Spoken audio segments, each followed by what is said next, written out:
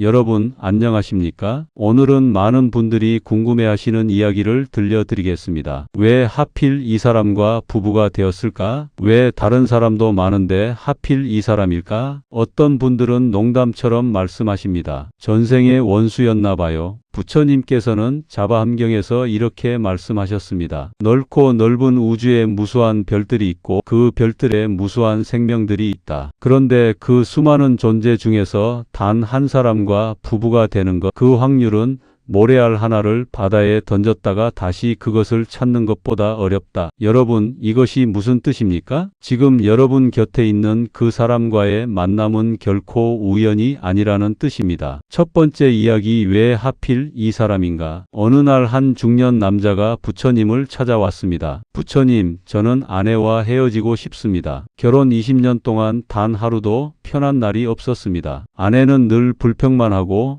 제가 무엇을 해줘도 만족을 모릅니다. 이제는 지쳤습니다. 부처님께서는 잠시 눈을 감으셨습니다. 그리고 조용히 말씀하셨습니다. 그대의 전생을 보니 그대는 부자 상인이었다. 어느 날 한 가난한 여인이 찾아와 도움을 청했다. 그 여인의 남편이 병들어 누워있고 아이들은 굶주리고 있었다. 여인은 무릎을 꿇고 빌었다. 제발 곡식 조금만 빌려주십시오. 추수 때 갚겠습니다. 하지만 그대는 차갑게 거절했다. 돈도 없는 주제에 왜 자식을 낳았어? 나는 자선 사업가가 아니오. 여인은 빈손으로 돌아갔고 그날 밤 여인의 막내 아들이 굶어 죽었다. 남자는 얼굴이 하얗게 변했습니다. 부처님께서 계속 말씀하셨습니다. 그 여인이 이번 생에 그대의 아내가 되었다. 전생에 가장 절박한 순간에 외면당했던 그 서러움이 이번 생에 아무리 받아도 채워지지 않는 허전함으로 남아있는 것이다. 그래서 아내는 그대가 무엇을 해줘도 만족하지 못하는 것이다. 전생의 상처가 아직 낫지 않았기 때문이다. 남자가 떨리는 목소리로 물었습니다. 부처님, 그렇다면 저는 평생 아내의 불평을 들으며 살아야 합니까? 부처님께서 말씀하셨습니다. 아니다. 그대가 진심으로 이해하고 사랑한다면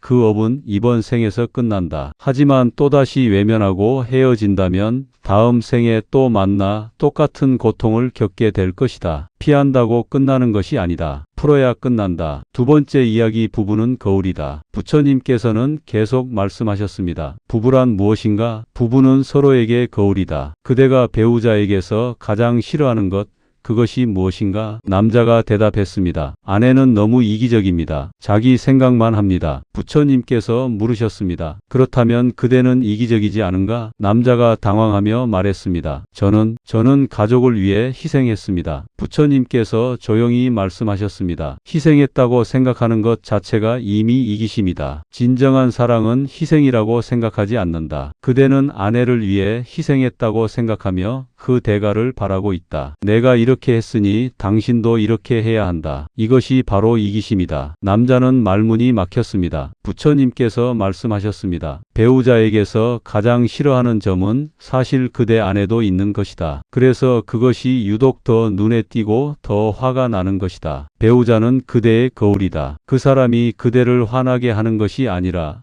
그대 안의 것이 드러나는 것이 화나는 것이다. 세 번째 이야기, 왜 가장 가까운 사람이 가장 힘들게 할까? 한 여인이 부처님께 물었습니다. 부처님, 남편은 밖에서는 좋은 사람입니다. 친구들도 많고 직장에서도 인정받습니다. 그런데 왜 집에만 오면 짜증을 내고 화를 낼까요? 부처님께서 말씀하셨습니다. 그것이 바로 부부 인연의 깊은 의미이다. 밖에서는 가면을 쓰고 살지만 집에서는 가면을 벗는다. 그대의 남편이 그대 앞에서 화를 낸다는 것은 그대를 가장 편하게 여긴다는 뜻이다. 여인이 말했습니다. 하지만 저는 힘듭니다. 부처님께서 말씀하셨습니다. 그렇다. 힘들다. 하지만 그 힘듦이 그대를 성장시킨다. 대장간에서 쇠를 두드리는 것을 본 적이 있는가? 쇠는 두드릴수록 단단해진다. 두드림이 없으면 쇠는 부드러운 철 덩어리로 남는다. 하지만 계속 두드리면 날카로운 칼이 된다. 배우자가 그대를 불편하게 만드는 것은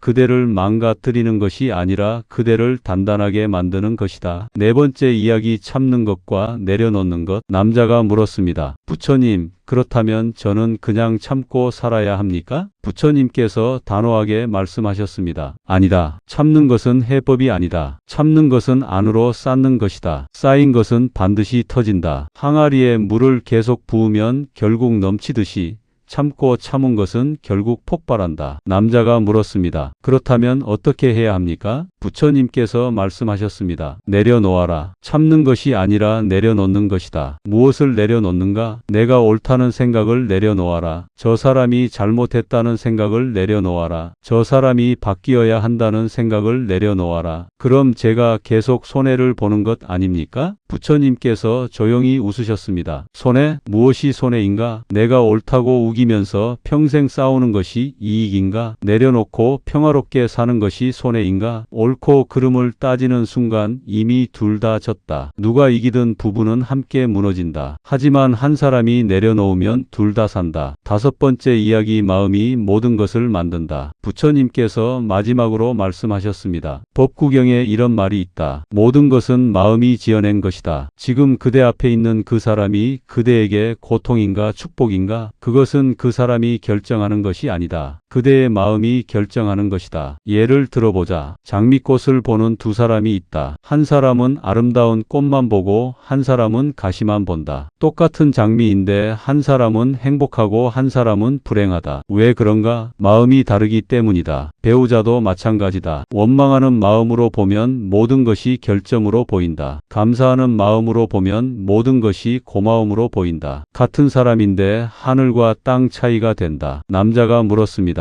부처님, 마음을 바꾸는 것이 그렇게 쉽습니까? 부처님께서 말씀하셨습니다. 쉽지 않다. 하지만 불가능하지도 않다. 매일 아침 눈을 뜰 때마다 이렇게 생각해 보아라. 오늘은 이 사람의 좋은 점을 찾아보자. 저녁에 잠들 때 이렇게 생각해 보아라. 오늘 이 사람 덕분에 감사한 일이 무엇이었을까?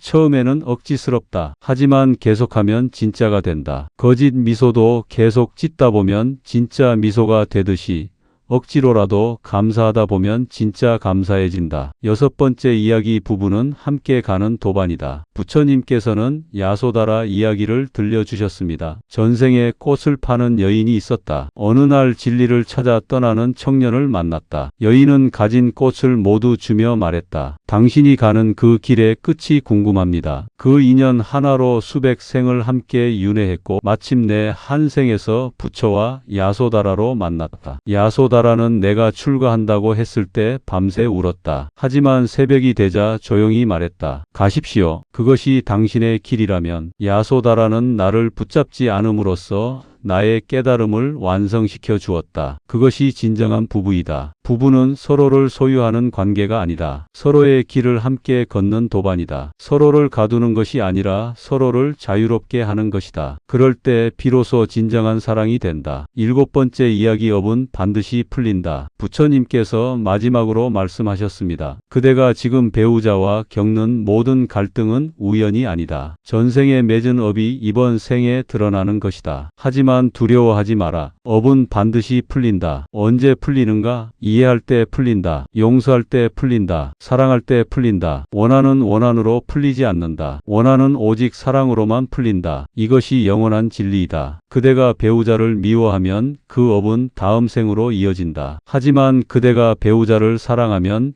그 업은 이번 생에서 끝난다. 그러니 지금 이 순간부터 시작하라. 배우자를 다르게 보기 시작하라. 이 사람이 나를 괴롭힌다가 아니라 이 사람이 나를 성장시킨다고 생각하라. 이 사람 때문에 불행하다가 아니라 이 사람 덕분에 배운다고 생각하라. 정리. 여러분, 지금까지 부처님께서 밝히신 부부 인연의 진짜 이유를 말씀드렸습니다. 정리하면 이렇습니다. 첫째, 부부의 만남은 우연이 아니다. 전생의 업으로 만난 것이다. 둘째, 배우자는 나의 거울이다. 내가 싫어하는 것은 내 안에도 있다. 셋째, 배우자가 나를 힘들게 하는 것은 나를 성장시키는 것이다. 넷째, 참는 것이 아니라 내려놓아야 한다. 다섯째, 마음이 배우자를 만든다. 같은 사람도 다르게 보인다. 여섯째, 부부는 도반이다. 함께 가는 수행자이다. 일곱째, 업은 사랑으로 풀린다. 부처님께서는 이렇게 말씀하셨습니다. 그대 곁에 있는 그 사람을 오늘 한 번만 다르게 보라. 그 순간 그 사람은 고통이 아니라 축복으로 보이기 시작할 것이다. 오늘 이 법문이 여러분의 마음에 닿기를 바랍니다. 구독과 알림 설정 부탁드립니다. 좋은 생각 채널에서는 앞으로도 부처님의 지혜를 계속 전해드리겠습니다. 감사합니다.